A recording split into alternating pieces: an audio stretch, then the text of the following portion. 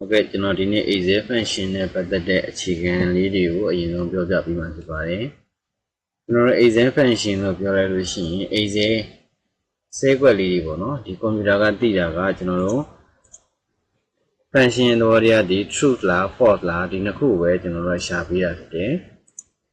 Rồi cho nó đi mà truth false là cái lúc mà giờ mình nhìn nhìn đi sẽ qua được khu này nó thế. sẽ quan trọng khu, nó khu tu đà được biểu đạt gì, tu là gì, tu lúc biểu bì mà tu tu chính là false lúc biểu bì nó, thì phong nhà đi sẽ trả lại nhé, cái này mà một hậu sa đa đi tu chính là tu, mà một false biểu bì, ở vị trí nào đi ông ấy thì đã chấp trả lại nhé, đó là false lúc biểu bì nó, rồi nó biểu bì mà function đông qua giờ đó, thì easy function chỉ cái function đông lúc biểu lấy ra nó, thì ông ấy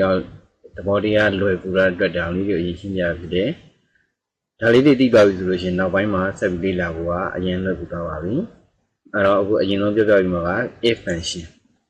if function ဆိုတာကခုနကဒီမှာညီမြချင်း true false ခေါ်ပြီးလိုမျိုးပဲ if function လို့ပြောလိုက်ရှင်ညီမြချင်း if logical test လို့ပြောလိုက်ရင်ခုနကညီမြချင်းဟောထားသလိုမျိုးပဲဒီဆဲခွက်တစ်ခုနဲ့ညီမြချင်းဆဲခွက်တစ်ခုဒီဆဲခွက်နှစ်ခုကတူခဲ့တယ်ဆိုလို့ရှိရင်သူက true လို့ပြောပြီးမှာအဲ့တော့ true လို့ဘယ်လိုအဖြေထွက်လာပြီဆိုလို့ရှိရင်ကိုကဘာပြောချင်တာလဲအခုမှကျွန်တော်0ပဲပေါ့နော်0 false ဖြစ်ခဲ့တယ်ဆိုလို့ရှိရင်တော့1ဒီလိုမျိုးလေးပြောလိုက်ပြီဆိုလို့ရှိရင်ကျွန်တော်တို့က0လို့သူကပြပြီမြဲဘာဖြစ်လို့လဲဆိုတော့ဒီမှာသူရဲ့အရင်ဆုံးပြလိုက်တဲ့ B3 နဲ့ C3 က true ဖြစ်နေတော့အဲ့တော့ဒီကောင်လေးကိုချက်ကြည့်လိုက်မယ်ဆိုလို့ရှိရင်မပြောမလဲ1ဖြစ်သွားမယ် false ဖြစ်နော်အဲ့နေရာမှာကျွန်တော်တို့က1ဒီကောင် formula လေးဆွဲချလိုက်မယ်ဒါကသူကခဏန်းနေမဟုတ်ဘူးစာသားတွေကိုလည်းအသုံးဝင်နေဆိုတော့ပြပြပြီးတာနောက်ဒီဘက်ကတစ်ခုကဘာလုပ်ထားရလဲဆိုတော့ကျွန်တော်တို့ကခုနဒီနေရာမှာ0နဲ့1နဲ့နေရာမှာစားသွင်းလိုက်မယ်စာသားတွေဒီစာသားကကိုယ်ပဲစာသားဖြစ်ဖြစ်ထည့်လို့ရတယ်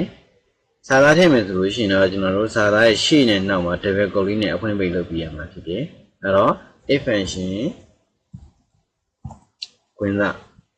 logical test ဆိုလို့ရှိရင်ဆဲခွက်တစ်ခုနဲ့ညရင်ဒီဆဲခွက်နဲ့တူခဲ့ရဆိုလို့ရှိရင် true လို့ပြောမယ် true ဖြစ်တယ်ဆို value is true လို့ပြောလို့ရှိရင်မပြောချင်တာလဲဆိုတော့ကိုက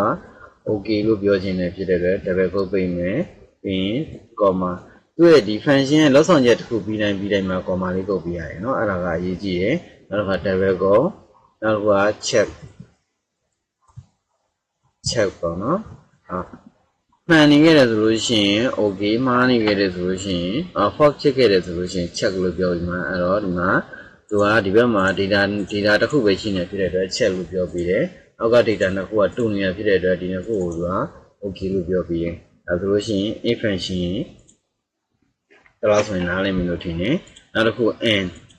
ရဲ့ or ရဲ့ဆိုတာကကြတော့ true ဖြစ်မှာလား false ဖြစ်မှာလားဆိုတဲ့အဓိပ္ပာယ်ကိုပဲအရင်ရှာမှာဒီနှစ်ခုလောက်ကိုတိသွားပြီဆိုလို့ရှိရင်တော့မှပဲနောက်ပိုင်းမှာသုံးမဲ့ function တွေအတွက်ကိုနားရသွားလိမ့်မယ်အဲ့တော့ဒီ if နဲ့ and နဲ့ if နဲ့ or နဲ့တွဲတာလေးကိုနောက်ပိုင်းမှာပြပေးမယ်လောလောဆယ်တော့ and ရဲ့ function အသွားလာလေးကိုတစ်ချက်ပြောပြပေးမယ်နော် and ဆိုတာက and ကိုမြန်မာလိုအဓိပ္ပာယ်ပြင်မယ်ဆိုလို့ရှိရင်သူနှင့်လို့အဓိပ္ပာယ်ရတယ်ဆိုတော့ဒီနှင့်ဆိုတာကဒီ function ဒီဆဲကွက်နဲ့ဒီဆဲကွက်လို့ပြောခြင်းတာအဲ့တော့ကျွန်တော် and ရဲ့ function ကိုသုံးမယ်ဆိုလို့ရှိရင်ညချင်း and logical 1ဆိုတဲ့နေရာမှာဒီဆဲကွက်လေးကညချင်း10ဖြစ်ခဲ့မယ်ဆိုရင်ဒါဆိုလို့ရှိရင်သူက true လို့ပြောပြီးမယ်နောက်ထပ်ဆဲကွက်လေးမှာလည်း10လို့ပါခဲ့ရင်ပေါ့နော်ဒီဆဲကွက်နှစ်ခုသုံးမှာ10လို့ပါတယ်ဆိုမှသူက true လို့ပြောပြီးမှာတစ်ခုမဟုတ်တစ်ခုမှာသူပြောပြနေတဲ့ဟာမပါဘူးဆိုလို့ရှိရင်တော့သူက false လို့ပြောပြီးမှာဆိုတော့ဒါကဆဲကွက်ကိုခဏနဲ့ပြပေးတာဒီတစ်ခုကကြတော့စာသားနဲ့ပြပေးတာစာသားလို့ပြပြီဆိုတာနဲ့ဘာလို့ရမလဲ double quote နှစ်ခုကအဖွင့်ပိတ်ထည့်ပေးရမယ်နော်အဲ့တော့ဒီမှာကျွန်တော်ဒီတစ်ခုကိုဖြတ်ကြည့်လိုက်မယ်ဒါဆိုရင်သူက false ဖြစ်သွားမယ်ဒီတစ်ခုဖြတ်လိုက်မယ်ဆိုရင် false ဖြစ်သွားတယ်နော်ဟုတ်ပြီနောက်က or ကကြတော့တစ်ခုမဟုတ်တစ်ခုလို့ပြောလိုက်ရင်ခုန and နဲ့သူကပုံစံမတူတော့ဘူးခက်စစ်စစ်လေးပဲသူကညီချင်း or ဆိုတဲ့နေရာမှာဒီ B73 မှာလည်း10လို့ပါခဲ့ရင်ဒါမှမဟုတ်လို့ရှိရင် C73 တစ်ခုမှာ10လို့ပါခဲ့ရင် B73 နဲ့ C73 တစ်ခုမှာ10လို့ပါခဲ့တယ်ဆိုလို့ရှိရင် true လို့ပြောပြီးပါလို့ပြောလိုက်တာ အဲ့တော့ဒီမှာ10လို့ပါတယ် true ဒီမှာ2ဖြစ်နေကောင်းတော့